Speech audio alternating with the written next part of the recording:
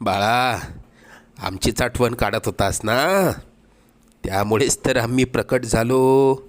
अरे मायबाप मानतोस ना आम्हाला, मग तुला पैशांची गरज असताना सांगायचं ना. कोणापुढेही हात पसरू नकोस. लोक 2-4 हजारांची मदत करतीलही, पण तुझ्या मागे सर्वांना तुझी मजबुरी हसत सांगतील. आता तुला कोणापुढे हात पसरण्याची वेळच येणार नाही. तू आजपर्यंत भरपूर दुःख सहन केलंस. लवकरच तुझ्या रडक्या भाग्यात सुखाचे दिवस येतील.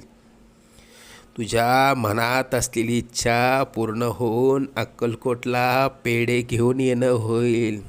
येशील ना आम्हाला भेटायला अक्कलकोटला? सगळं